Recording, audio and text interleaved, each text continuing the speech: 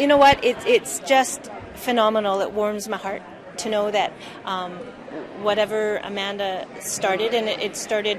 I mean, she's a little girl in a smaller city. Like, our community is not huge, and whatever she sent out on her first YouTube video was a message to people telling her story, and so that they wouldn't harass her anymore, and she didn't have to explain her life anymore, and that's basically how it all started. And then to have what happened, and then to have my community rally around for the message. It's not necessarily about Amanda. It's the message she conveyed and how she started it, and then the momentum picked up and it went global. And everyone is the support and empathy that I have noticed around the world has been so surprising. And I'm still getting Facebook messages, text messages, letters, cards, gifts from all over the world. What surprised you about that? The fact that it went so far, or do you think the fact that Amanda's story hit a nerve with so many people? Amanda's story definitely hit a nerve. Talking to people and even messaging them. I don't know if to find a person that I speak with that either hasn't been bullied, hasn't had a child that's been bullied, or hasn't been a person that has exhibited bullying behavior to someone else is very rare. And so because of that, it's touched a nerve with so many people. And I think this is why this particular incident has caused a snowball effect, if you want to know that. Also, it's ironic because I called her my Princess Snowflake, and the snowflakes are individual. Like, every snowflake is individual. You can't find two the same, and that's the same with people. You will not find two people the same. You will not find twins that are the same. So everyone is unique, and everyone deserves compassion and caring, because they're their own person, and no one should get picked on or bullied or anything just now, because they're their own person. Is your nickname for Amanda Princess Snowflake, is that where the logo for the campaign came from? I think so. It's more or less because of unique individualism. Amanda was unique. She was her own person.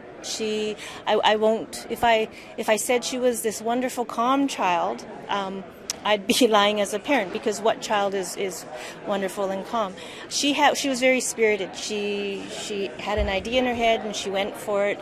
She had activities and she just full steam ahead. So when I started calling her my Princess Snowflake, it sort of fit. It did. You know what? It was my nickname to her, but after her death, it became more meaningful because I looked at it more deeply, and it really did fit. It was just something that I pulled out of the air. She liked it.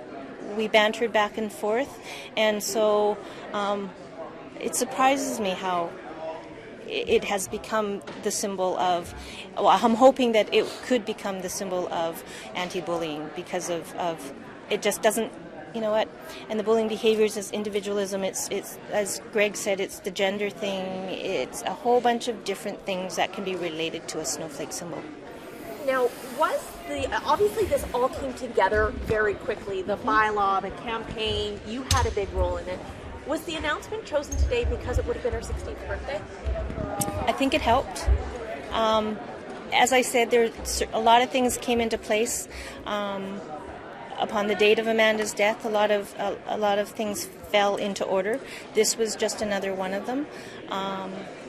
I think that when it was suggested that we were going to do a launch, and I said, well, her birthday is November 27th, and it was one of the dates that was bantered around. The city was really concerned that it would affect me, being fragile or whatever it may be, but I'm glad it's this day, because it's special. It just makes it more special. Easier or harder for you? I think it makes it easier for me, because I know there's now a gift. It just means so much that on her birthday, and the world knows it's her birthday. Everybody, Poco knows it's her birthday. Everyone's turning Christmas lights on and buying snowflake ornaments. So To have it tomorrow would have lost impact, but to have it today, I mean, it's global. The whole universe knows it's her birthday today, the ones who've been following it. How are you going to continue to be involved in anti-bullying programs as the weeks and months progress? I have no idea. That is just, it's a conversation. I've got people, networks set up. They want to meet with me. This is only the beginning with the city of Port Coquitlam, and I do hope that other cities encourage it also. But there's also other groups that we want to hopefully maybe pull in and make a bigger presence, right? Because I do think that it can't fade away. It's got to keep going. And the people that are around me, supporting me, are all... They all have a... I don't know how to say it. I think they all have a common ground, right? They all have a common interest in making a difference, and I think Amanda's story just was really the spark to that. Yeah. Now, Amanda, and as a result you, have really become the poster child for bullying and now an advocate. Are you comfortable with that role? Well, yes and no.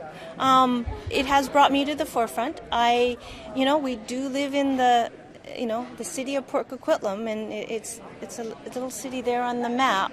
Did I ever expect it, or if this is something I ever wanted? Probably not. I have never been a big public speaker, but it's thrown me into the limelight a bit. But it's a good cause, and I will do anything that I can to. I can't have my daughter back, but hopefully we can work on helping other kids. And does that make it a little bit yes, easier it for does. you? It does. Is there anything else you'd like to add, or anything that you two would like to add? What would you say on her birthday? What would you say to her today on her birthday, I guess? Today's her birthday. Today's her birthday. I just wrote a whole blog about it, about her birthday. She'd be so proud, right? She'd be looking down on us and seeing what she started and how it's grown. She'd be really happy and really proud. And tonight, to everyone who's been following her story, it's lights on for Amanda tonight with the Christmas lights. What does that mean? What are people supposed to do? Well, one of the things was she loves snow and she loved Christmas lights. So on her birthday, I don't know if I can do this, on her birthday every year, we work to put up Christmas lights. So my whole neighborhood has put up Christmas lights. And so tonight, the whole neighborhood gets turned on. Are you doing it at a certain time? When it gets dark. People have already started. This morning when I left, people already have their lights on. And so I guess you can't see the LEDs in the daylight, but it's just a symbol, a token that everyone's thinking about her. And so people have been sending me, there's a Twitter page where they can send their photos through Instagram, and I will post them on my Facebook and have a collection of photos that people have. We're talking Finland, we're talking Denmark. People put up their little trees. We're talking in the United States, everywhere, and it's just unimaginable that My Little Princess has done this.